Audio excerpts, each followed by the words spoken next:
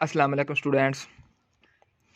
जैसा कि आप जानते हैं कि आप भंडारा इंग्लिश एकेडमी की तरफ से वर्ब और टेंसेस पढ़ने जा रहे हैं। ठीक है। और उसके बाद हम पढ़ेंगे वर्ब्स, टेंसेस और उसके बाद आपके active and passive voice, direct indirect और काइंड ऑफ सेंटेंसेस। ठीक है। ये स्टार्ट करने से पहले हमारी आपसे इल्तिजा है कि अगर आप हमारे चैनल पर न्यू हैं तो हमारे चैनल को सब्सक्राइब करें, चैनल के लाइक करें, शेयर करें और बेल आइकन को दबा दें। शुक्रिया। जैसा कि स्टूडेंट्स आप कॉन्टेक्ट्स में देख रहे हैं वर्ब्स, उसके बाद वर्ब की पहली हालत का इस्तेमाल पढ़ेंगे हम, वर्ब की अहमियत पढ़ेंगे, वर्ब फॉर्म ऑफ वर्ब पढ़ेंगे। ठीक है। आगे हम पढ़ेंगे टेंसेस। ठीक है बच्चों, टेंसेस क्या होते हैं ये सब कुछ हम आपको डिटेल में बताएंगे और कितनी किस्म के होते हैं। और बाकी जो आप देख रहे हैं प्रेजेंट एंड डेफिनेट टेंस, ये आपको करवाया जाएगा। प्रेजेंट कंटिन्यूस टेंस करवाया जाएगा, प्रेजेंट परफेक्ट टेंस करवाया जाएगा, प्रेजेंट परफेक्ट कंटिन्यूस टेंस करवाया जाएगा।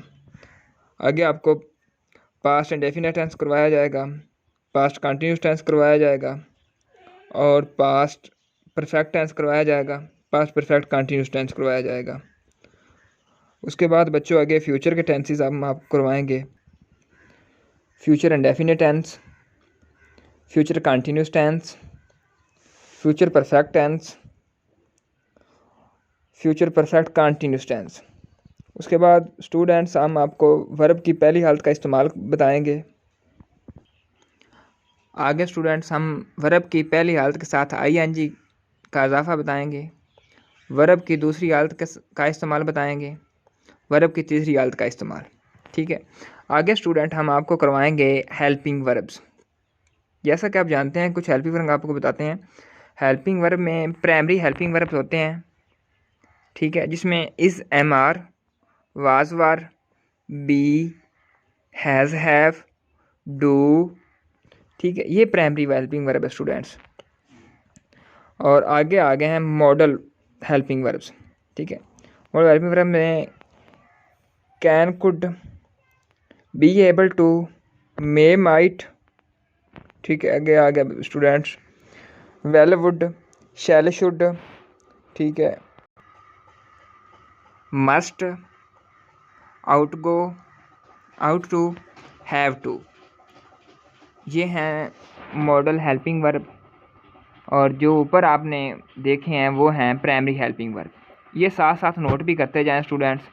आगे जब हम लेक्चर सीरीज़ स्टार्ट करेंगे तो टेस्ट में हम आपसे पूछेंगे कि helping verb, model helping verb, primary helping verb, इनमें फ़र्क।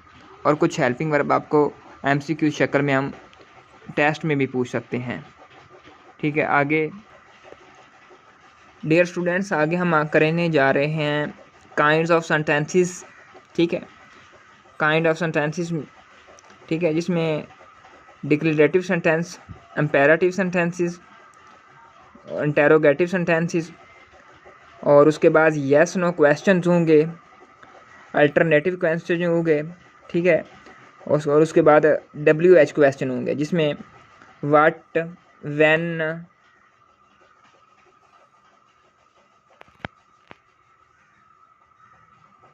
वार, विच, वो, वोम, वोस, वाई, हाउ। ठीक है।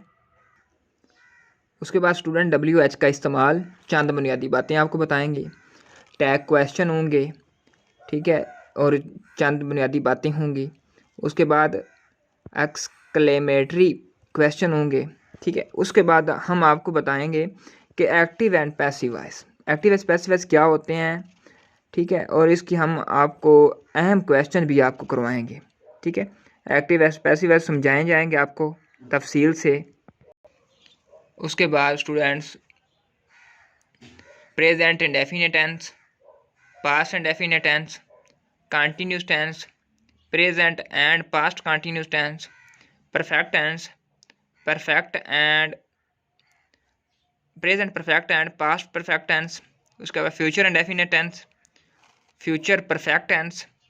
उसके बाद interrogative sentences, negative sentences, imperative sentences, passive into active voice, ठीक है, एक्टिव टू पैसिव वॉइस का इस्तेमाल, चंद बुनियादी बातें आपको बताई जाएंगी।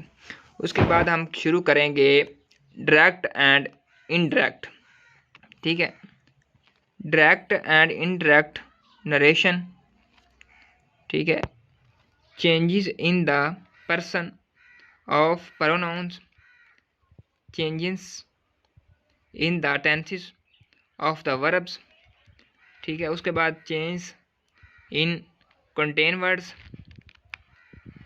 उसके बाद indirect speech of model helping verbs, imperative sentences, interrogative sentences और एक्सप्लेनेटरी सेंटेंसेस आपको करवाए जाएंगे, ठीक है। आगे हम लेक्चर सीरीज़ का पहले स्टार्ट करने जाएंगे वर्ब को, और आए स्टूडेंट हम आपको दिखाते हैं। देखें सर, डियर स्टूडेंट्स, वर्ब को उर्दू में फ़ेल कहते हैं, ठीक है। इसकी तारीफ आप देख रहे हैं, वो लफ्ज़ जिसमें किसी काम का करना या होना ज़ाहिर हो, इसको वर्ब कहते हैं। वर्ब को उर्दू में फ़ेल कहते हैं, ठीक है। और इसके बाद लफ्ज़ फ़ेल का मतलब ही काम है। जो लफ्ज़ है ना फ़ेल, वर्ब, इसका मतलब काम है, ठीक है। लिहाजा फ़ेल यानी वर्ब जुमले में काम को ज़ाहिर करने के लिए इस्तेमाल होता है। मसलन रीड एक वर्ब है, इसका मतलब है पढ़ना। इसका इस्तेमाल जुमले में देखिए, तुम किताब पढ़ते हो, यू रीड अ बुक, तुम किताब पढ़ते हो, ठीक है। इस जुमले में रीड का लफ्ज़ काम यानी पढ़ने को ज़ाहिर करता है, ठीक है। स्टूडेंट, आगे हम देखते हैं कि वर्ब की अहमियत। अंग्रेज़ी ज़बान में वर्ब की बहुत ज़्यादा अहमियत है। वर्ब के बगैर कोई जुमला नहीं बन सकता। जैसा कि आप देख रहे हैं 5 टाइम्स, 5 मरतबा। क्या 5 मरतबा? इसका हमें कुछ नहीं पता, ठीक है। ये अल्फाज जुमला मुकम्मल नहीं करते, क्योंकि इन अल्फाज से मालूम नहीं होता कि कहने वाला क्या कहना चाहता है। आगे स्टूडेंट देखें, 5 टाइम्स आ डे, इसमें दिन में 5 मरतबा। दिन में 5 मरतबा क्या, हमें कुछ नहीं पता, ठीक है। ये अल्फाज भी जुमला मुकम्मल नहीं करते, क्योंकि ये बात वाज़ह नहीं करते। वही 5 टाइम्स आ डे, हम 5 मरतबा एक दिन में, हम 5 मरतबा एक दिन में क्या करते हैं, कुछ भी नहीं पता, कुछ मफहूम नहीं बताया गया स्टूडेंट्स, ठीक है। इन अल्फाज से भी जुमला मुकम्मल नहीं होता, क्योंकि बात अब तक वाज़ह नहीं है, ठीक है। आगे स्टूडेंट देखें, we pray 5 times a day. Pray का लफ्ज़ वर्ब है, वर्ब का एक लफ्ज़ लगा और जुमला मुकम्मल हो गया। इसका मतलब है कि हम दिन में 5 मरतबा नमाज अदा करते हैं, ठीक है। यहाँ पर हमने सिर्फ प्रे का इजाफा किया है, बाकी अल्फाज वही हैं। प्रे का इजाफा करने से जुमला मुकम्मल हो गया। प्रे का लफ्ज़ वर्ब है, यानी जुमले को मुकम्मल करने के लिए वर्ब की ज़रूरत थी, ठीक है। अब इस लफ्ज़ को देखिए, रन, रन का मतलब है दौड़ो, कुछ लफ्ज़ मुकम्मल नहीं हो रहा, ठीक है। इस जुमले में सिर्फ एक ही लफ्ज़ है, यानी रन, ठीक है। रन एक वर्ब है, हाँ, रन एक वर्ब है, ठीक है, और जुमला मुकम्मल है। रन का लफ्ज़ वर्ब है, मुकम्मल जुमला दरअसल इस तरह है, यू रन, ठीक है, तुम दौड़ो। लेकिन रन का मतलब भी है दौड़ो। लफ्ज़ वाज़ह कर रहा है, रन भी वाज़ह कर रहा है कि दौड़ो, ठीक है। यू लफ्ज़ लगने से लफ्ज़ मज़ीद वाज़ह हो गया है कि तुम दौड़ो। इस तरह के जुमलों में यू को हज़फ कर दिया जाता है, इसलिए रन एक मुकम्मल जुमला है, क्योंकि ये मफहूम अदा करता है। जैसा कि स्टूडेंट ने आपको बताया है कि रन एक मुकम्मल जुमला है। जुमला एक लफ्ज़ से पर मुश्तमिल हो या कई अल्फाज पर, इस वक्त तक अपना मफहूम नहीं अदा कर सकता जब तक इसमें वर्ब मौजूद ना हो। लिहाजा अंग्रेज़ी लिखने और बोलने के लिए वर्ब के बारे में अच्छी तरह जानना और इसका दुरुस्त इस्तेमाल करना ज़रूरी है।